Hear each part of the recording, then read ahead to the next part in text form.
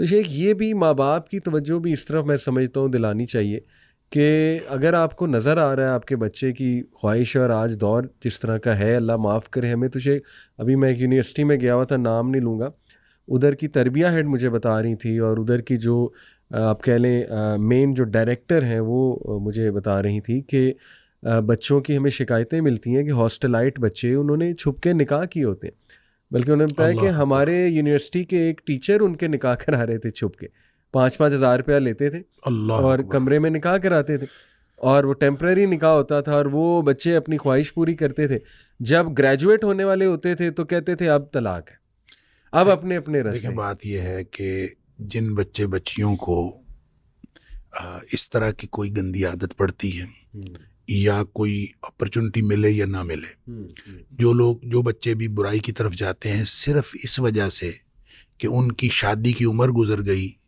یا ان کی شادی کی عمر آ گئی تھی اور ان کے والدین نے ان کی شادی نہیں کی، اس گناہ کو آپ یہ سمجھیں کہ وہ صرف بچہ یا بچی گناہ نہیں کر رہے، ان کے والدین گناہ میں شامل ہیں.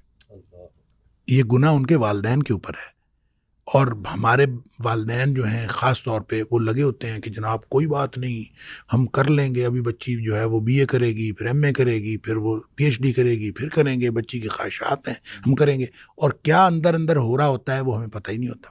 دیکھیں نبی کریم صلی اللہ علیہ وآلہ وسلم نے اس حدیث کے اندر جس میں آپ نے فرمایا کوئی رشتہ آ جائے، بچے بیٹی کا، خاص طور پہ بیٹی کا رشتہ آ جائے، بیٹی بہن کا رشتہ، اور وہ رشتہ آیا ہے، اور رشتہ کیسا ہے کہ نہ آپ نے فرمایا کہ وہ بہت مالدار ہو، آپ نے کیا دیکھنا ہے؟ صرف 2 چیزیں دیکھنی ہیں، من ترضون دینہ و خلقہ، اس کا دین اور اخلاق آپ نے دیکھا کہ وہ اچھا ہے، دین اور اخلاق، بس 2 چیزیں آپ نے دیکھی. آپ نے فزوجوہ، اس سے نکاح کر دو اپنی بہن بیٹی. اچھا آگے فرمایا الا تفعلوہ، اگر تم نہیں کرو گے نا تکن فتنۃ فی الارض و فساد عریض، زمین میں فتنہ پھیل جائے گا اور بہت بڑا بگاڑ پیدا ہوگا. تو علی بھائی یہ بگاڑ جو ہے یہ بے سبب نہیں ہے، ہم خود اس میں، چاہے کوئی دیندار طبقہ ہے، چاہے کوئی بے دین طبقہ ہے، چاہے کوئی بظاہر جو ہے وہ علم والے ہیں، چاہے کوئی بے علم ہیں، ہم سب نے مل کے اس بگاڑ کے اندر اپنا اپنا حصہ ڈالا ہے. صحیح.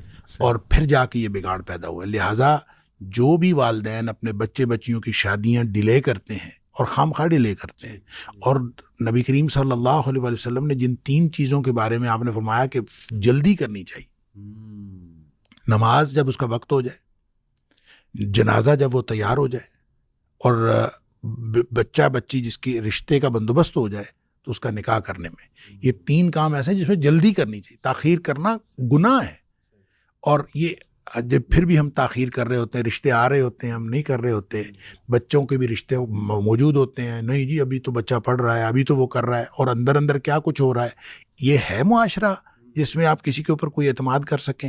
اس معاشرے میں نہ کوئی سینسرشپ ہے، نہ کچھ ہے.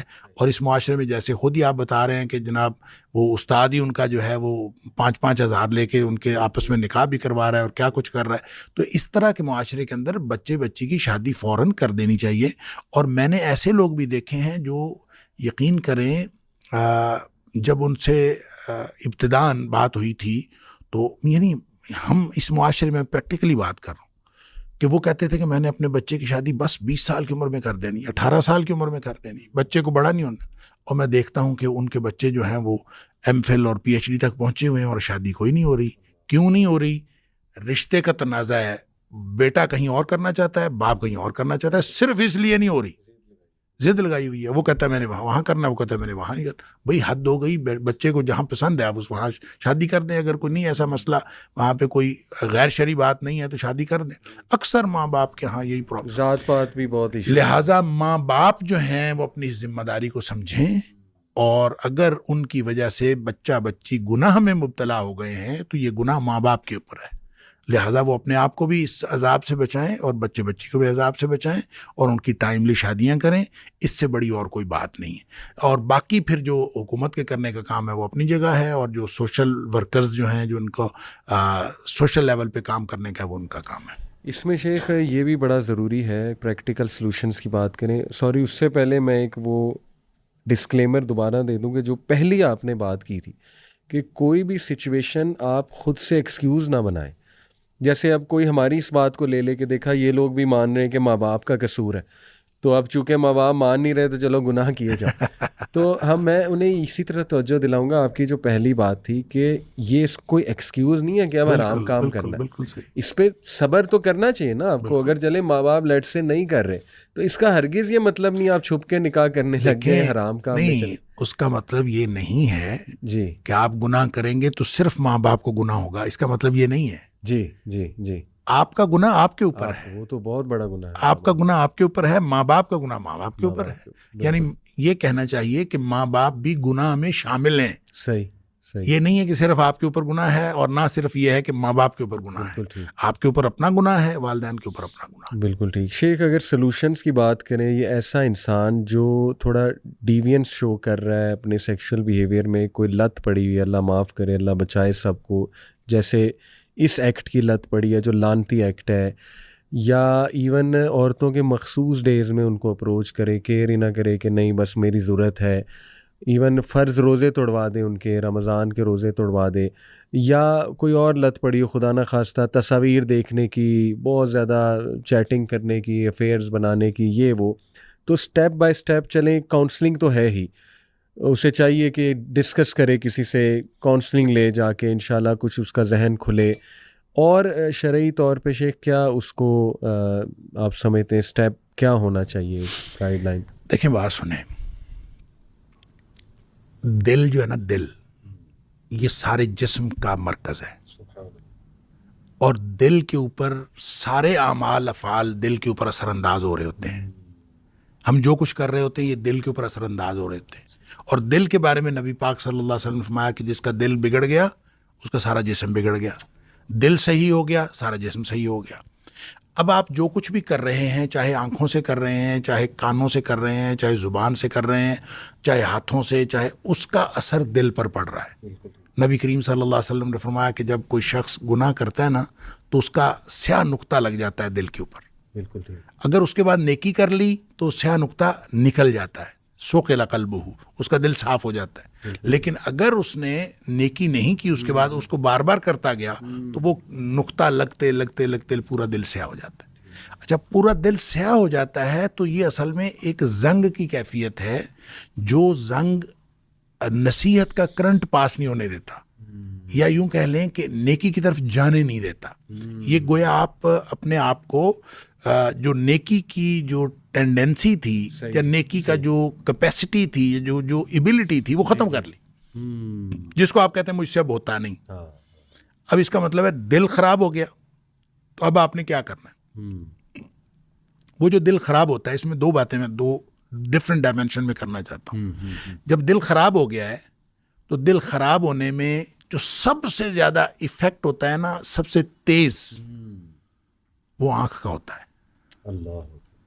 اس لیے نبی کریم صلی اللہ علیہ وسلم نے فرمایا آنکھ شیطان کے تیروں میں سے ایک تیر ہے. ٹھیک ہے جی, یہ ہو نہیں سکتا کہ یہ کسی جگہ پہ پڑے اور یہ آپ کے اوپر شیطانیت جو ہے وہ طاری نہ کر دے, شیطنت طاری نہ کر دے, یہ ہو نہیں سکتا. لہٰذا اس کو نگاہ کو جو ہے وہ اس کی حفاظت کرنی بہت ضروری ہے. جب آپ بد نظری کرتے ہیں, انسان کے عمل کے اوپر ہر چیز کا فرق پڑتا ہے, لیکن جتنا عبادت کو, نیکی کو ختم کرنے میں اور اس کو ڈیمیج کرنے میں اور بلیمش کرنے میں جتنا کردار ہے بد نظری کا, اتنا کسی اور چیز کا نہیں. جس نے ایک دفعہ بد نگاہی کی, ہو نہیں سکتا کہ اگلی دفعہ نماز وہ اس خشوع و خضوع سے پڑھ لے جس خشوع و خضوع سے پچھلی دفعہ پڑھ رہا تھا. لہٰذا پہلی بات تو یہ ہے کہ وہ اپنے آپ کو بد نظری سے بچائے. اچھا, بد نظری کو ہم بہت سارے لوگ جو ہیں اس کو گناہ ہی نہیں سمجھتے.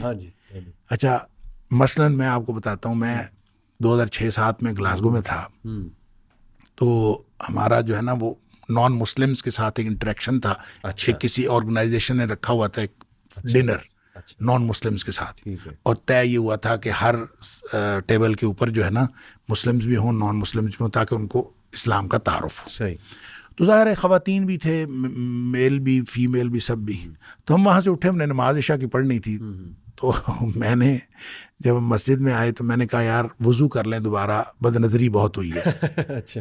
تو میں نے کہا بد نظری بہت ہوئی ہے، وضو کر لیں. تو میرے ساتھ ایک امام تھے وہاں کے، جی. تو وہ مجھے کہتے ہیں بد نظری سے وضو ٹوٹ جاتا ہے؟ میں نے کہا جی اگر بد نظری سے وضو نہ ٹوٹے نا تو بد نظری نہیں رکتی. اگر اس سے وضو نہ ٹوٹے تو پھر یہ کبھی نہیں رکتی نہیں. اس کو بد نگاہی کو گناہ سمجھیں کہ جو آپ کا وضو توڑ دیتی ہے، آپ کی نیکیوں کو بلیمش کرتی ہے. اس لیے سب سے پہلا کام یہ کریں کہ باوضو رہیں. جو نکلنا چاہتا ہے نا وہ باوضو رہا کرے. بالکل ٹھیک. اچھا، باوضو رہے، باجماعت نماز پڑھے، نمازوں کا اہتمام کرے، قرآن کا اہتمام کرے. اور جب وہ اس طرح کی نیکیاں کرے گا تو وہ جو دل کو ختم کرنے والی چیزیں ہیں وہ آہستہ آہستہ ٹھیک ہوتی جائیں گی.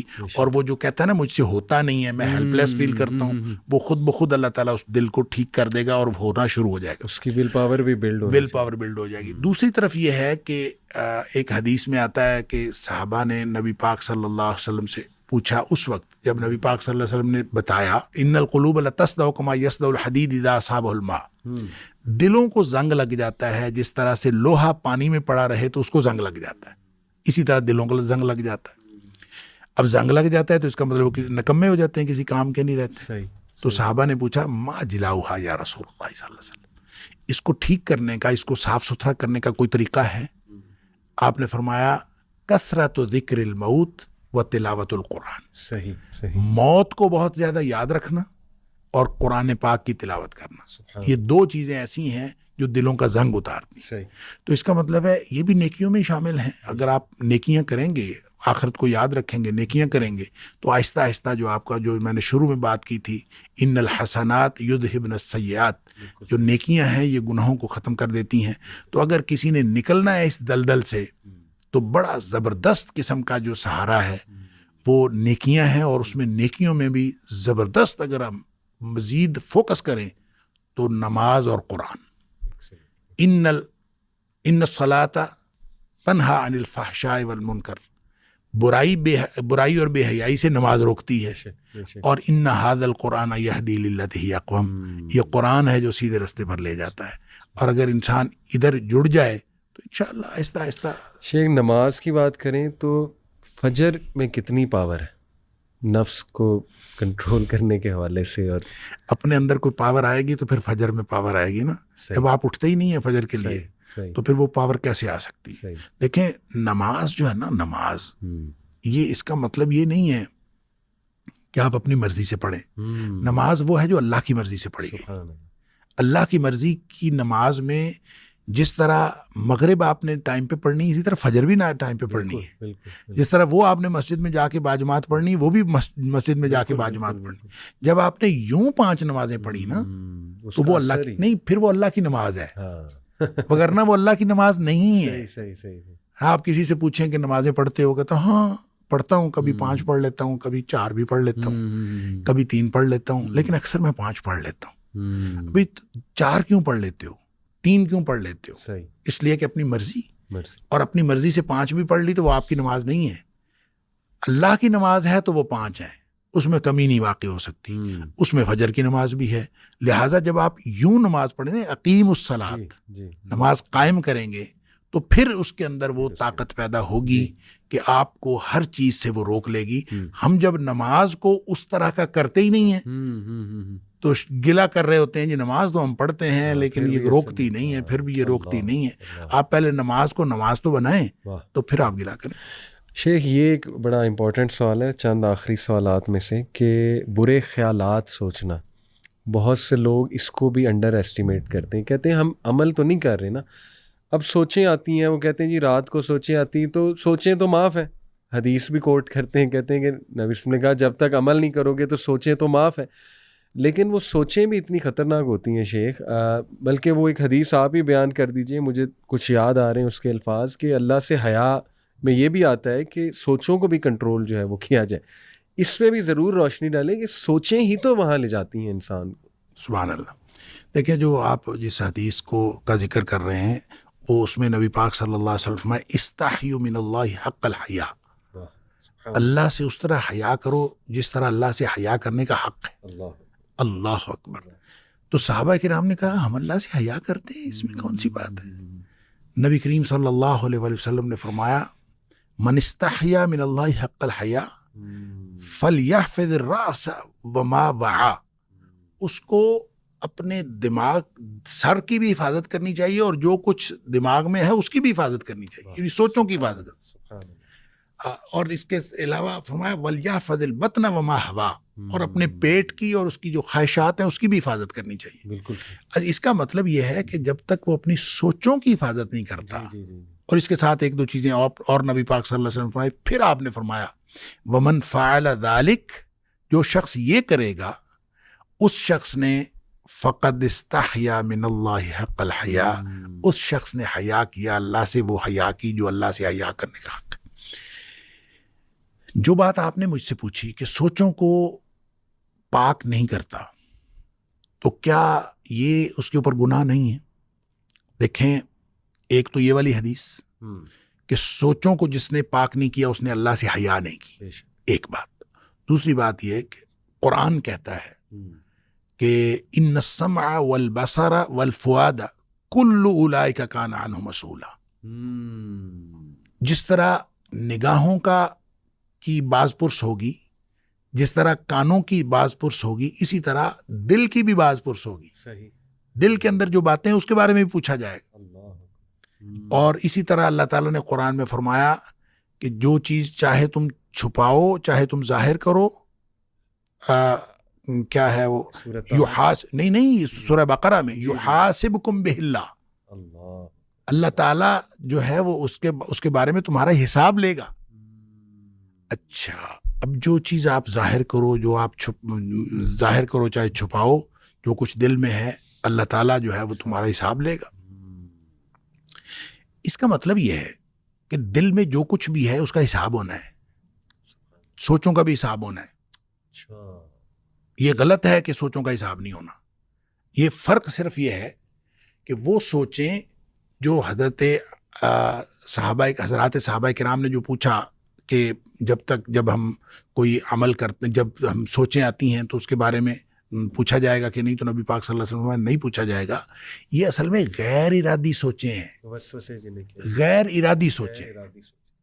غیر ارادی سوچ آئی، آپ نے جھٹک دی، نہیں جھٹکی گئی، پھنس گئے، کوئی بات نہیں، لیکن آپ کا ارادہ اس میں شامل نہیں ہے، اور آپ نے نہ اس کو زبان پہ لا کے اظہار کیا، نہ آپ نے اس پر عمل کیا، اس کے اوپر کوئی گناہ نہیں. صحیح. ایک سوچ وہ ہے جو آپ اس کو سوچ کے حظ اٹھاتے ہیں، پالتے ہیں، جان بوجھ کے. جس کو آپ جان بوجھ کے پالتے ہیں اس کے بارے میں یہ نہیں کہا گیا کہ اس کے بارے میں سوال نہیں ہوگا. دیکھیں، جو نبی پاک صلی اللہ علیہ وسلم نے یہ فرمایا نا کہ سوچوں کے اوپر عمل نہ کیا جائے تو حساب نہیں ہوگا، وہ بالکل اسی طرح ہے جیسے آپ نے فرمایا پہلی نگاہ معاف ہے. پہلی نگاہ سے مراد غیر ارادی نگاہ ہے. اگر کسی نے ارادی طور پر پہلی نگاہ ڈالی تو وہ بھی معاف نہیں ہے، اس کا بھی حساب ہے. بالکل اسی طرح اگر سوچیں غیر ارادی ہیں تو اس کے اوپر کوئی حساب نہیں ہے. اور اگر سوچ پالتا ہے، سوچ کے اس کو پال کے اس سے لطف اٹھاتا ہے تو اس کا تو حساب ہے. اور یہی سوچیں انسان کو بدعمالی کی طرف لے کے جاتی ہیں اور انسان کے عمل کے اوپر اس کا اثر ہوتا ہے.